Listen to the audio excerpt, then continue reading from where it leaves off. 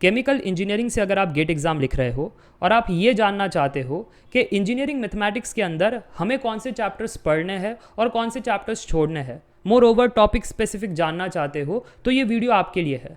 और बहुत ही interesting video है क्योंकि केमिकल के गेट एग्जामिनर कुछ अटपटे है, चैप्टर कुछ और उसके अंदर टॉपिक कुछ और ही।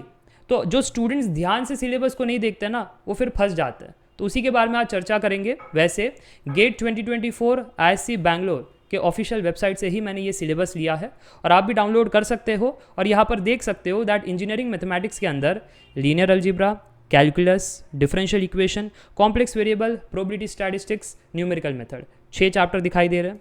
तो बहुत सारे स्टूडेंट सोचते हैं कि हाँ सर जी, आपके इस कोर्स के अंदर जाएंगे और फिर कंटेंट सेक्शन में आपने तो 8 चैप्टर पढ़ाए हैं, हम 6 चैप्टर पढ़ लेंगे, काम हो जाएगा।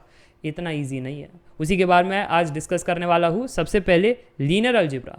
आप देख रहे हो matrix algebra, system of linear equation, eigen values and eigen vectors. तो स्टूडेंट सोचते हैं कि सर जी आपने तो बहुत सारे टॉपिक्स करवाए हैं, यहाँ पर तो 3 ही टॉपिक है। तो जब आपके लेक्चर्स को हम देखेंगे ना, तो हम वो टॉपिक के हिसाब से ही जाएंगे। जब मैट्रिक्स अलजेब्रा कहा है तो बेसिक्स ऑफ मैट्रिसेस पढ़ेंगे, और फिर जब उन्होंने कहा है eigen values and eigen vectors तो ये पढ़ेंगे, फिर रैंक ऑफ मैट्रिक्स पढ़ेंगे नहीं, सीधा सोल्यूशन ऑफ सिस्टम पर जाएंगे और हो गया काम खत्म। ऐसा नहीं करना आपको सब कुछ देखना है, पूरा का पूरा लेक्चर्स, क्योंकि प्रीवियस ईयर पेपर्स में जो टॉपिक यहाँ पर नहीं दिया है ना, जैसे कौन सा टॉपिक नहीं दिखाई दे रहा है, रैंक ऑफ मैट्रिक्स, और क्या नहीं दिखाई दे रहा है, केले हैमिल्टन थ्योरम, डीकम्पोजिशन और मिसलेनियस कॉन्सेप्ट्स, उनमें से भी सवाल पूछे गए थे। इसलिए आपको सब कुछ पढ़ना है जो मैंने लेक्चर्स कंडक्ट किए हैं, ठीक है। उसमें आपको कोई रियायत नहीं मिलेगी। जो दिया है 10 लेक्चर्स पूरा का पूरा आपको करना पड़ेगा। चलिए अब आगे बढ़ते हैं, नेक्स्ट चैप्टर को देखते हैं जो है कैलकुलस। कैलकुलस के अंदर यहाँ से शुरुआत हो रहा है, यहाँ पर ख़त्म हो रहा है। तो बेसिकली सारा कुछ टॉपिक उन्होंने कवर किया है और जो मैंने अपने क्लास में सिखाया है, 12 लेक्चर है, पूरा का पूरा 12 लेक्चर यहाँ पर आपको पढ़ना है, वही ये सिलेबस है। पर सर जी फिर है ना, उन्होंने ये भी कुछ दिया है, ग्रेडियंट, डाइवर्जेंस, कर्ल, हाँ ये है ना, कैलकुलस नहीं है ये। कैलकुलस चैप्टर के अंदर उन्होंने वेक्टर कैलकुलस के टॉपिक जोड़ दिए, तो ये अलग सा वेक्टर कैलकुलस है और वेक्टर कैलकुलस भी आपको पढ़ना है। तो दिमाग में ये मत सोचना कि 6 चैप्टर ही थे तो वेक्टर कैलकुलस नहीं था, ट्रांसफॉर्म थियरी नहीं था, ऐसा नहीं है, इनडायरेक्टली दिया है। तो ये देख सकते हो वेक्टर कैलकुलस इनडायरेक्टली है, इसलिए जब कोर्स में जाओगे तो ये वेक्टर कैलकुलस का फोल्डर पूरा आपको करना है। अब अगेन कुछ स्मार्ट स्टूडेंट्स, अरे sir basics of vector calculus तो है ही नहीं, बेसिक्स के बिना ये एडवांस चीज़ें आप पढ़ भी नहीं सकते, इसलिए बेसिक्स पढ़ना जरूरी है, वो भी लेक्चर्स आपको देखने पड़ेंगे। तो अब तक क्या समझ में आया कि लीनियर अलजेब्रा पूरा देखना है, कैलकुलस पूरा देखना है, वेक्टर कैलकुलस नहीं दिया गया था चैप्टर वाइज बट इनडायरेक्टली दिया है, तो अब वो भी करना है, ठीक है।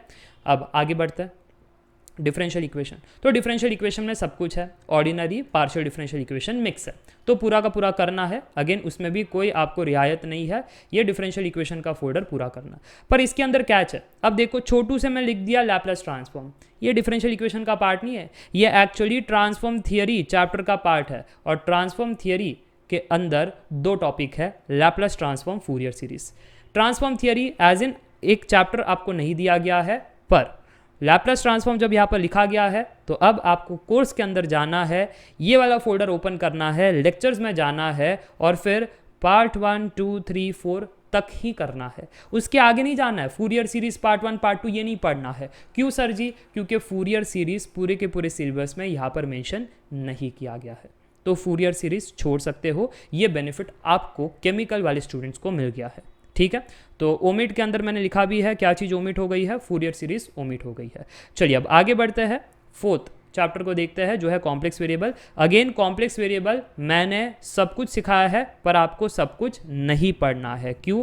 क्योंकि कॉम्प्लेक्स वेरिएबल के अंदर यहाँ पर केमिकल वाले बच्चों के लिए सिर्फ और सिर्फ लेक्चर 1, लेक्चर 2 है, उसके नीचे के लेक्चर्स है ही नहीं, क्योंकि बेसिक्स ऑफ कॉम्प्लेक्स वेरिएबल तक ही चीज़ें रखी है।